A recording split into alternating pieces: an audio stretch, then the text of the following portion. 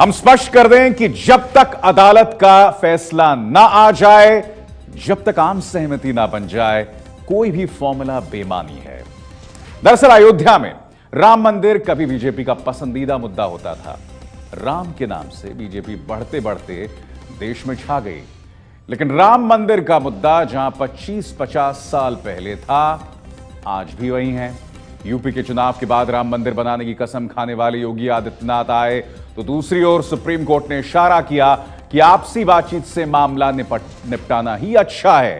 हालांकि इसमें ढेरों व्यावहारिक दिक्कतें हैं, लेकिन अभी तक बातचीत की कोई पहल किसी पक्ष की ओर से नहीं हुई। सब ये मांग कर बैठे हुए हैं कि बातचीत से अब तक कुछ नहीं हुआ तो आगे क्या होगा। लेकिन भव्य राम मंदिर और मस्जिद के लिए फॉर्मूलाज की चर्चा फिर गर्मी पकड़ रही है। केंद्र में मोदी और यूपी में योगी, पिछले 10 दिन में बने इस राजनीतिक संयोग से देश में कुछ बदला हो या नहीं, लेकिन अयोध्या में टेंट में विराजे भगवान राम के लिए भव्य मंदिर बनाने की कोशिशों को जैसे पंख लग गए हों। 14 साल के वनवास के बाद जब भगवान राम अयोध्या पहुंचे थे, तब घी के दिए जलाकर लोगों ने उनका स्वागत किया था। 14 साल बाद यूपी में योगी आदित्यनाथ के नेतृत्व में बीजेपी सरकार बनने के बाद अयोध्या में फिर कुछ ऐसा ही होगा। इसका इंतजार किया जा रहा है, क्योंकि केंद्र में मोदी हैं और यूपी में योगी हैं।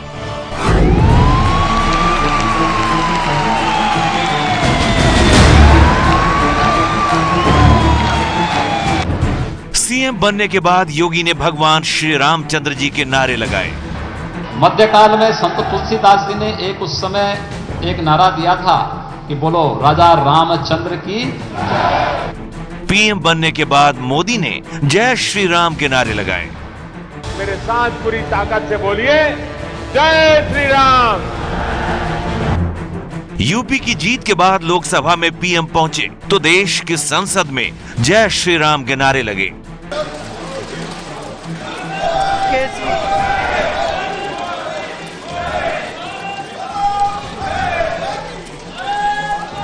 ये नारे इसलिए लग रहे हैं क्योंकि अयोध्या में भव्य राम मंदिर की उम्मीदें इनसे ही हैं।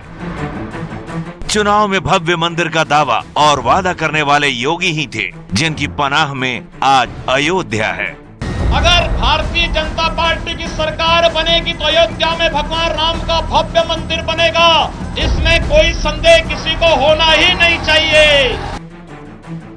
दुनिया जानती है कि अयोध्या विवाद को सुलझाने की कोई पहल तब तक कामयाब नहीं होगी जब तक मोदी और योगी पहल न करें। सुप्रीम कोर्ट की सलाह के बाद भी अब तक मोदी और योगी ने ऐसी कोई पहल की नहीं है जिससे कोई इशारा मिले कि भव्य राम मंदिर बस अब बनने ही वाला है।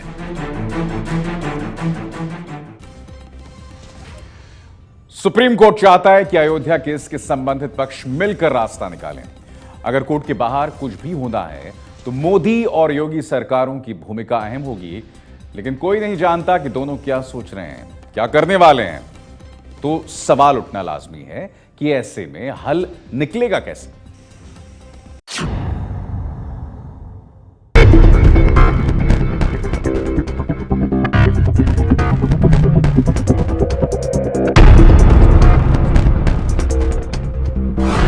अयोध्या विवाद जितना पुराना है उतना ही पुराना है विवाद को सुलझाने के लिए की जाने वाली कोशिशें। लेकिन जब मंदिर की सीढ़ी चढ़कर सत्ता में बैठी बीजेपी ने ही मुद्दा को ठंडे बस्ते में डाल दिया, तो अयोध्या को विवाद मुक्त करने वाले फॉर्मूले भी ठंडे बस्ते में बंद हो गए।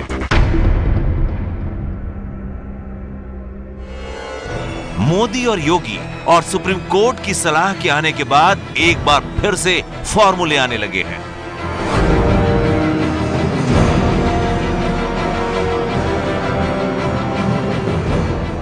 जस्टिस पलोक बसु हाईकोर्ट के रिटायर्ड जज हैं। अयोध्या विवाद से जुड़े कुछ पक्षों से बातचीत करके उन्होंने अपना फॉर्मूला पेश किया है। उनका फॉर्मूला जानने से पहले यह समझना जरूरी है कि अयोध्या के विवादित जमीन की अभी क्या स्थिति है। जस्टिस बसु का फॉर्मूला है कि जो हिस्सा रामलला विराजमान को मिला है उस पर राम मंदिर बनाया जाए, बाकी जमीन निर्मोही अखाड़ा और सुन्नी वक्फ बोर्ड के पास रहे, लेकिन शर्त यह रहे कि मुस्लिम पक्ष उस पर कोई निर्माण नहीं करेगा। मुस्लिम पक्ष 200 मीटर दूर मस्जिद यूसुफ की आरा मशीन की जमीन पर बनाए। इससे अयोध्या में मंदिर भी बन जाएगा और मस्जिद भी।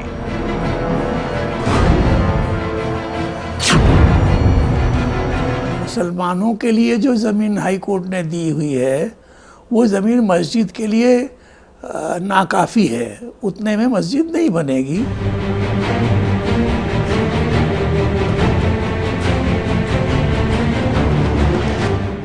2010 में इलाहाबाद हाई कोर्ट के फैसले से ही एक फॉर्मूला निकला था।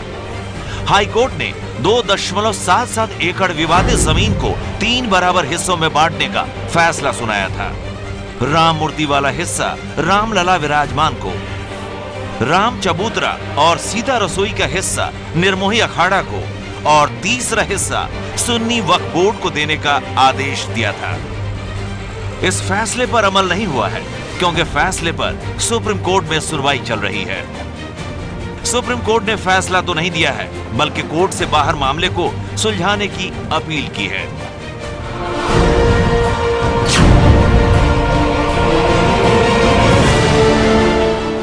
सुप्रीम कोर्ट में आजकल जिस याचिका पर सुनवाई चल रही है वो बीजेपी नेता सुब्रमण्यम स्वामी ने दायर की हुई है। स्वामी अयोध्या के पुराने मामले में पार्टी नहीं है, लेकिन उनके पास भी एक फॉर्मूला है। फॉर्मूला ये है कि मुस्लिमों को मस्जिद बनानी है तो सरयू नदी के उस पार जाकर बनाए।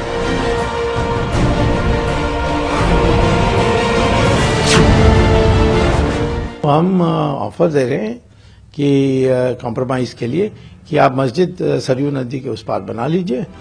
स्वामी फॉर्मूला को अयोध्या की सरयू नदी के किनारे रेत की आकृति बनाकर समझा रहे हैं हमारे संवाददाता विकास भदौरिया।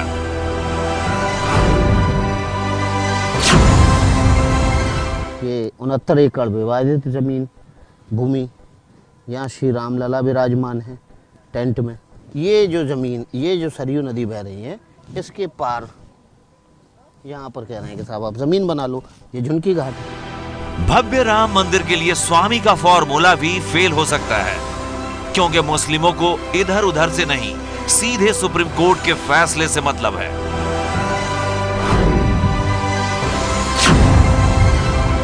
आपसी बातचीत से सुलह नहीं हो सकती है। हम लोगों का 31 साल का तजुर्बा ये कहता है। अयोध्या में बैठे साधु संत राजनीति के बदलते घटनाक्रम पर पैनी नजर रखते हैं। केंद्र में मोदी और यूपी में योगी के बाद साधु संत मान रहे हैं कि इससे बढ़िया वक्त हो ही नहीं सकता है कि सरकार संसद से कानून बनाए। ऐसा इसलिए हो सकता है क्योंकि गुजरात में सोमनाथ मंदिर भी संसद से बने कानून से बना था।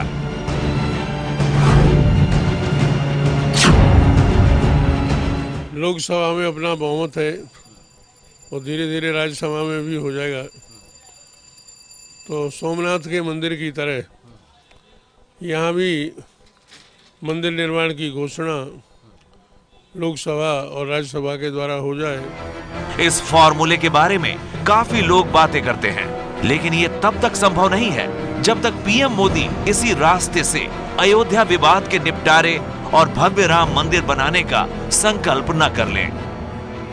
राम मंदिर आंदोलन से जुड़ी रही उमा भारती मोदी सरकार में मंत्री हैं। सोमनाथ जैसे भव्य मंदिर की कल्पना संजो रखी है, लेकिन उनकी कल्पना उनकी सरकार ही साकार कर सकती है।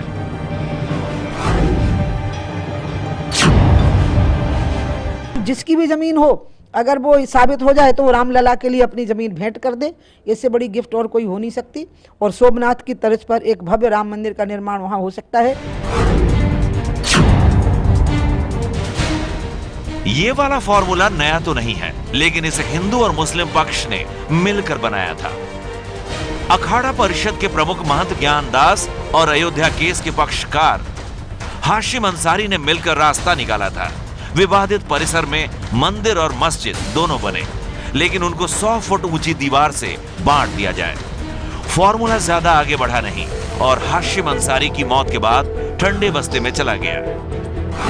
अयोध्या फॉर्मूलों के जाल में फंसा हुआ है। न फॉर्मूले खत्म हो रहे हैं, न फॉर्मूले भव्य साबित हो रहे हैं। टेंट वाले भगवान राम के लिए भव्य मंदिर अभी तो दूर की कौड़ी है।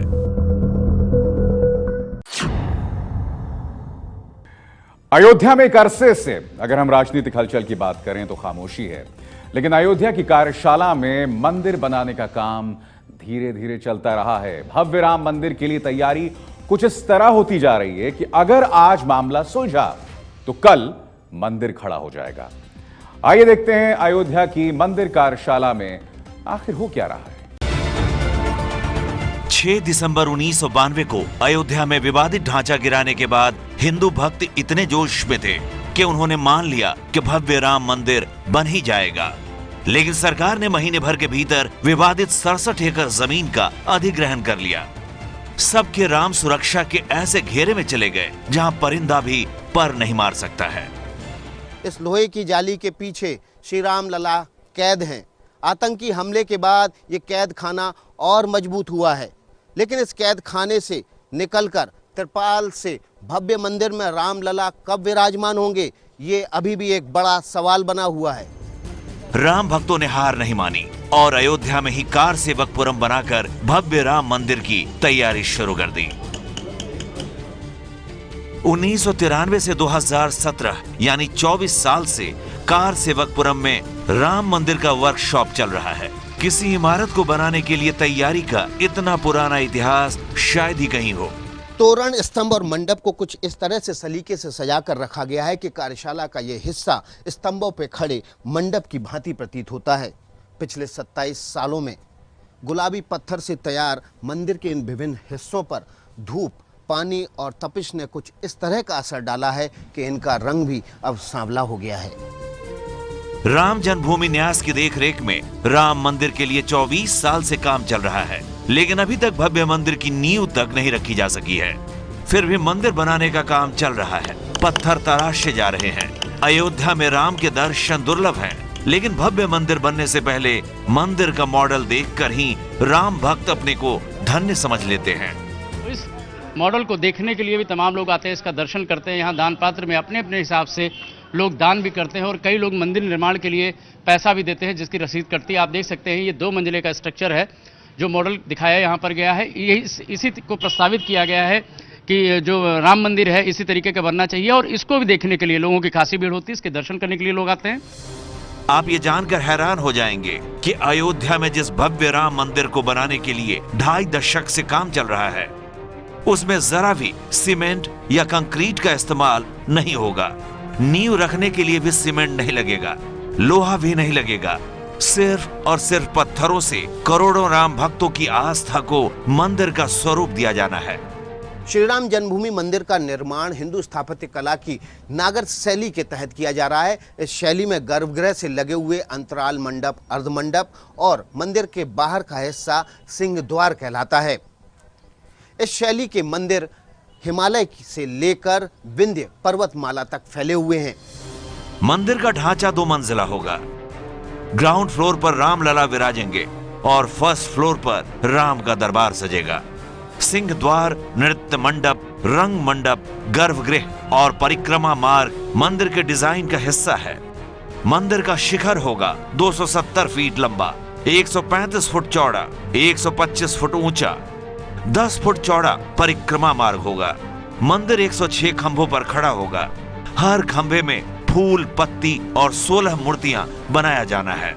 6 फुट मोटे पत्थर की दीवारें होंगी। दरवाजों की चौखटें संगमरमर से बनेंगी। पूरे मंदिर में 2 लाख घन फुट पत्थर लगने हैं।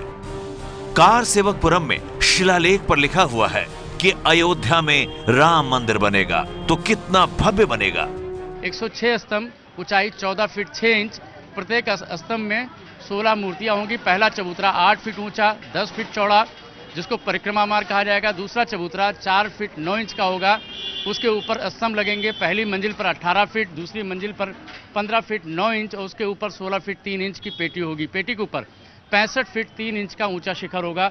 और इसी के आधार पर आप देख सकते हैं यहाँ पर जो कार्यशाला है, कार्यशाला में ये श्री राम जन्मभूमि न्यास के तरफ से ये श्री राम मंदिर का जो प्रस्तावित मॉडल है वो रखा गया है, जिसको देखने के लिए दूर दूर से लोग आ रहे हैं। 24 साल से कार्यशाला में मजदूर पत्थरों को तराश रहे हैं। मंदिर के फर्श पर लगने वाले पत्थरों को तराशने का काम पूरा हो चुका है। 2 लाख में से करीब 1.25 लाख घन फुट तराशे जा चुके हैं। 16.5 फुट के सभी 106 खंभे तैयार हो चुके हैं। खंभों के ऊपर रखे जाने वाले 185 बीम भी तैयार हैं। राम जन्मभूमि न्यास के नृत्य गोपाल दास कहते हैं कि बस 2-4 महीनों का काम बचा रह गया है। कितना वक्त लग जाएगा अगर मान लीजिए काम शुरू होता है तो अधिकतम समय कितना लगेगा? 2-4 महीना तो लग ही जाएगा। पत्थर लगाते लगाते करते कराते 2-4 महीना में पूरा काम हो जाएगा। भव्य राम मंदिर बनेगा, इसी उम्मीद में कार सेवकपुरम की कार्यशाला में 2.5 दशक से पत्थर तैयार हो रहे हैं। पत्थरों की कार्यशाला में मंदिर तो तैयार है, लेकिन कार्यशाला से निकलकर पत्थर कब राम जन्मस्थान पर लगेंगे उसकी तारीख कोई नहीं जानता है।